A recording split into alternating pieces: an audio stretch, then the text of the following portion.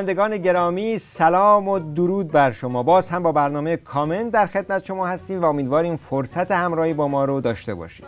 من هم سلام عرض میکنم خدمت شما و خیلی خوشحال هستم که یک بار دیگه در خدمتتون هستیم با برنامه کامنت.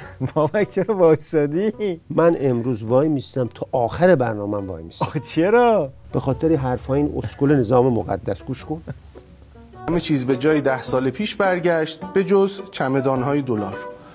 منظورش اینه که ما این همه سال این همه پول خرج کردیم اونجا، یا همین مثلا مدافعان حرم رفتن و اینا، بعد الان دوباره همه چیز برگشته به قبل. اینم بگم که کجا سوریه برگشته به 10 سال قبل؟ حالا یه بخشی از حلب و مثلا اینا رو گرفته. کو وایسا.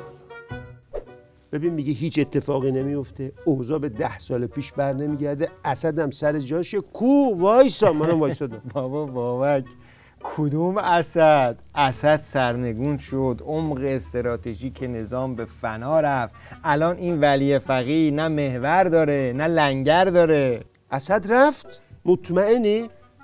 بابا همین چند شب پیش بود که این مم جواد لاریجانی تئوریسین، ابر تئوریسین نظام اومد، همین 2-3 شب پیش بود، اومد تو تلویزیون رژیم گفت محال اسد بره، بعیده، تاکید کرد. بیا اینم فیلمش. منظورم از جهت اینکه مثلا دمشق سقوط بکنه، حکومت آقای اسد از بین بره، از این ثمر منظورم اینه. معتقد این اتفاق نمیفته. این اتفاق این بعید به این راحتی اتفاق بیفته. بعید. بابا این مم جواد لاریجانی خودش الان داره دنبال سوراخ موش میگرده. آدم قطعیه به این استناد میکنی تو؟ تعجب میکنم انگار تو فضا نیست. اصلا مم جواد لاریجانی ول کن، اسخرشون چی میگی؟ علی لاریجانی تو سریخون خامنه ای. بابا همین الان تو دمشق رفته به بشار اسد داره دلداری میده، میگه محال عظما بذاره محور عظما از دست بره تو دمشق، تو سوریه. اینو دیگه چی میگی؟ بیا فیلمش. خودمون رو تخلیه نکردیم و در سوریه هستیم، در دمشق هستیم و امیدوار هستیم که تحولاتی که و یا اقدامات دیپلماسی که در حال انجام گرفتن هست، از دیروز هم شروع شده با سفر جناب آقای لاریجانی به سوریه و همچنین سفر مسئولان وزارت امور خارجه و کمیسیون امنیت ملی به کشورهای عراق و قطر. امیدوار هستم که این قضیه به خیر بگذره. بابک جان دیگه نه از اصغرشون کاری برمیاد نه از اکبرشون. من کوتاه نمیام. اصلا لاریجانی رو بذار کنار، این دور از لاریجانی بذار کنار. وزیر کشور بشار اسد اومده گفته ما 3 لایه محکم امنیتی چیدیم، محال این لایه ها بشکنه. منظورتون کمربنده است؟ آره اون کمربندای کشیدن دور دمشق. تازه اگه این 3 لایه نبود چطوری عراقچی جرئت میکرد بره وسط دمشق شاورما بخوره؟ وسط دمشق منظور 2 قدمی کنسولگری رژیمه؟ کنسولگری هم وسط دمشق دیگه، تا حالا ریز میشی. اینو دیگه چی میگی؟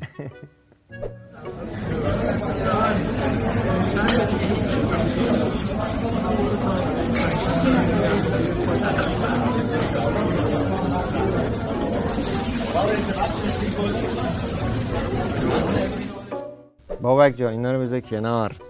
دمشق واقعی میخوای ببینی؟ اینها اینه دمشق. الله اکبر الله اکبر.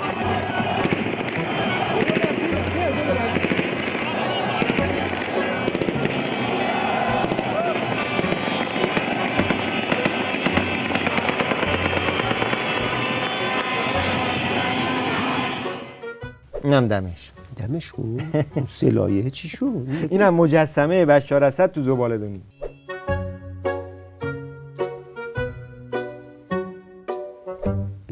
مهران من تو الان فکر کردم زباله‌دان تاریخ یک گوشه‌ای تو تاریخه، فهمیدم هر زباله‌دانی سر خیابون میتونه زباله‌دان تاریخ بشه. بشار اسد که رفت تو زباله‌دان تاریخ، عمق استراتژیک نظام هم لت و پار شد. این فقط یه چشمشه. دخلنا إلى هذه الثكنة العسكرية التابعة لميليشيا إيران. هذه صورة للمجرم قاسم سليماني الذي أجرم بحق السوريين، بالإضافة أيضا إلى هنا صورة المجرم خامنئي أيضا في هذا المكان، بالإضافة أيضا هنا صور لهؤلاء المجرمين ورايات كما نشاهد لهذه الميليشيات قوات الرضوان وغيرهم من قادة هذه الميليشيات. ببین من هنوز تو عجبم، یه ابهام دارم. مگه نگفت 3 تا کمربند قوی بستیم؟ آخه چطوری شکست این 3 تا کمربند؟ خب بابا این 3 تا کمربند اینا فقط خارج بستن، حواسشون نبود که از داخل هم 3 تا کمربند دیگه میخواد. آخه دیگه از داخل ببندن دیگه بشار از اتاقش هم نباید میومد بیرون. همینه دیگه. بیا نگاه این اکبری سفیر دماغ سوخته رژیم تو سوریه دست از پا دراستر برگشته میگه بابا کمربند امنیتی کدومه؟ از داخل ملت بلند شدن، شورش کردن، زدن کارو تموم کردن. یعنی نتیجه وقتی ملت بخواد سرنگون کنه کمربند و امنیتی و اینا یه شبه دود میشه میره هوا.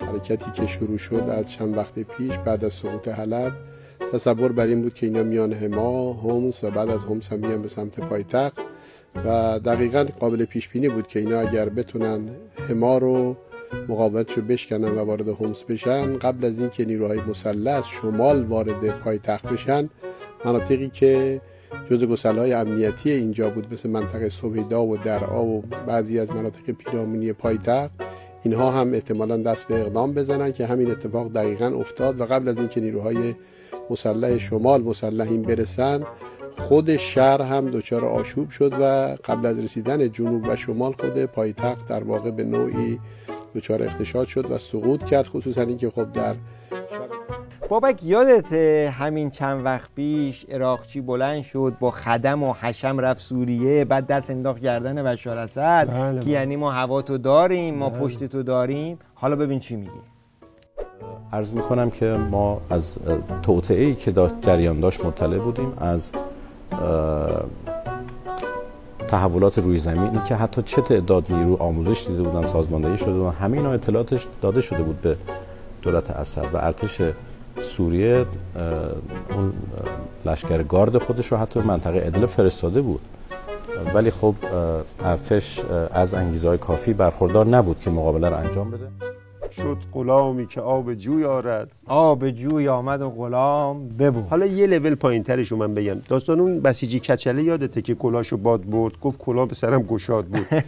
این یارو هم حالا که زدن فک عظما رو پیاده کردن تو سوریه، میگه ما همه چی رو میدونستیم، همه چی رو مطلع بودیم، فقط ارتش اسد انگیزه نداشته. مشکل فقط همین بود. البته این حرفش بر اساس تز و استراتژی اسماعیل تزوه. اسماعیل تزو کیه؟ اسماعیل قاآنی رو میگن دیگه. اسماعیل قاآنی که الان با پابند تردد میکنه، گفته که اگر یک شهر مهم از دست دادید، یه شهر مهم دیگه از دست بدید چون اولی یادتون بره.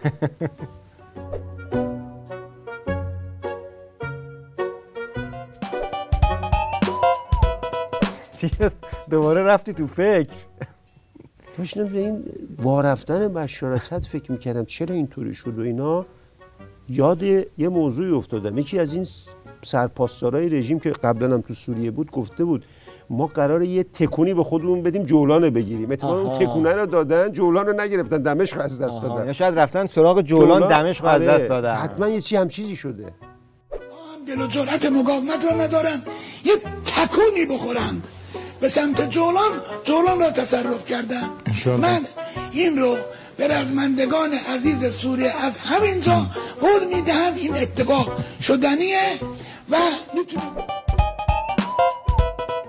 بابا یکی از داستان‌های جالبی که توی این قضایای مربوط به سرنگونی بشار اسد بود، این داستان رنگ‌عوض کردن مهره‌ها و رسانه‌های رژیم. یعنی هر روز به رزمندگان سوریه چیزی میگفتن. حالا بذار من نواختشو بگم دیگه. چون اصلا علتش چی بود؟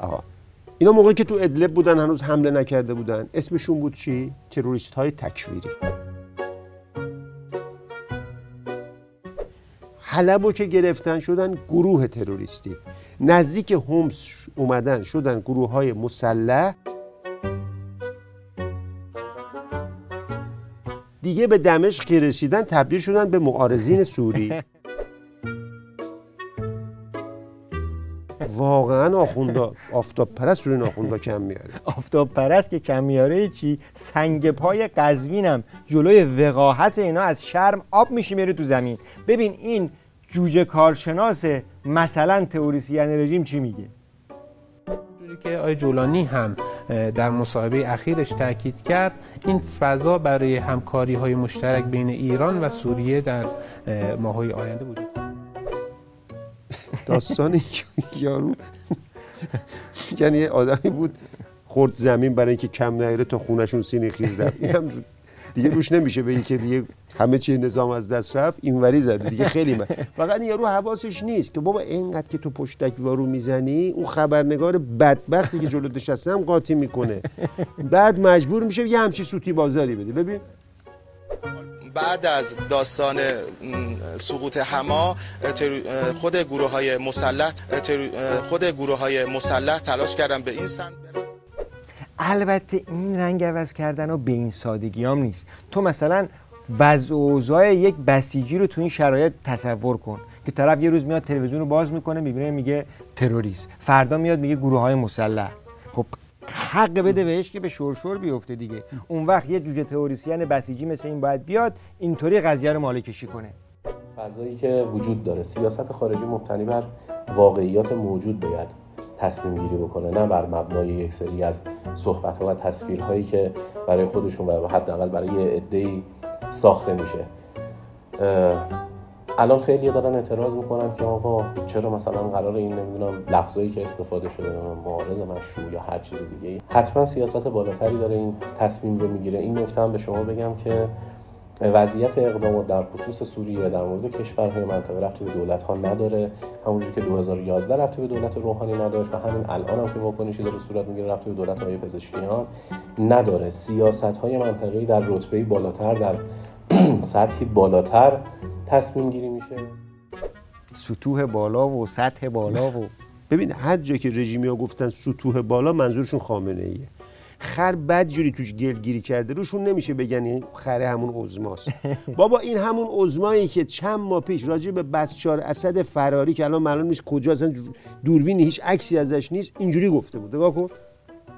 انقلاب اسلامی با تجلیل از ایستادگی محکم آقای بشار اسد تأکید کردند همه باید امتیاز ویژه دولت سوریه یعنی مقاومت را در مقابل چشم خود مشاهده کنند. حضرت آیت الله خامنه ای به فشارهای سیاسی و اقتصادی آمریکا و اروپا به ایران و سوریه اشاره کردند و گفتند باید با افزایش همکاری‌ها و منظم کردن آن از این شرایط عبور کنیم. حالا ما این حلوا کردنهای بشار اسد توسط خامنه ای رو باور کنیم یا حرفهای امروز وزیر خارجه خامنه ای رو؟ دومی که به هر حال با مردم سوریه تعامل بیشتری صورت بگیره. آنچه که نهایتاً حکومت‌ها رو حفظ میکنه مردم هستن و اتکا مثل جمهوری اسلامی ایران که در نهایتاً نه به هیچ قدرت خارجی اتکا نداره غیر از خداوند متعال، اتکای ما به مردم خودمون هست و این توصیه بوده که ما همواره به بشار اسد هم داشتیم. عجب. پس مشکل بشار اسد میگه تعاملش با مردم کم بوده. باید بیشتر تعامل تعامل. یعنی اون 3 طبقه زندانی که الان دنیا رو تکون داده میکرد 10 طبقه مثل خود رژیم. میومد روز روشن گشت حجاب باب را مینداخت، زن بچه مردم میگرفت میزد، اسید میپاشون، تفنگ ساچمه میومد کور میکرد، روز روشن میزد 1500 نفر تو این تعاملاش 100,000 تا زندانی برای چی؟ 1 میلیون باید زندانی میکرد از من. باید اینجوری تعامل میکرد. این تعامل کم بوده. یه جا هم گفت اتکاش به مردم کم بوده. یه نمونه گفت اتکای، گفت مثل جمهوری اسلامی باید اتکاش به مردم. یه نمونه از اتکا به مردم میخوام نشون بدم یاد بگیره اگه بشار اسد هر جایی هست.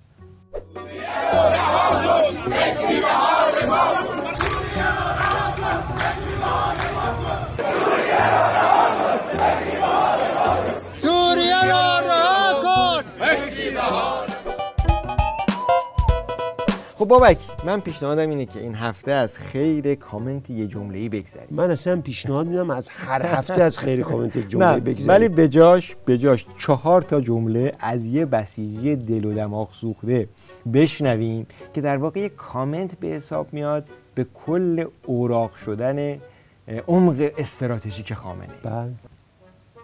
این روندی که آقایون از لبنان شروع کردن الان به سوریه رسیده و بعد به عراق ادامه خواهد کرد و دومینوار به ما میرسه. سیاه‌ترین روزهای تاریخ بعد از انقلاب رو برای ما رقم خواهد زد اگر به خودمون نیایم. اگر از این خواب غفلت بیدار نشیم، روزی خواهد رسید بلایی بر سر ما در تهران و در شهرهای بزرگ و شهرهای کوچک ایران بر ما خواهند آورد که آرزوی جنگ خواهیم کرد. آقای علیزاده، آرزوی جنگ خواهیم کرد. آرزو می‌کردیم کاش در یک جبهه مقابل رو در رو می‌جنگیدیم، اما با این فلاکت از درون متلاشی نمی‌شد. این چیزی که من میتونم خدمت شما از تریبون جدال به مردم نمیخواستم بگم ولی دیگه نمیشه نگفت. ببین یه راهنمود دارم به این بسیجیه. به نظرم شما همین الان برید از ترس اون چیزی که قرار سرتون بیاد خودکشی کنید. به عظما هم بگو ببین خودکشی 1000 میلیون برابر بهتر از اون بلایی که میخوان سر ما بیارن. الان هم یک فرهنگی راه افتاده به اسم دومینو، یعنی این دومینو داره میرسه به بیت عظما. اینم ببینیم خوبه. بله.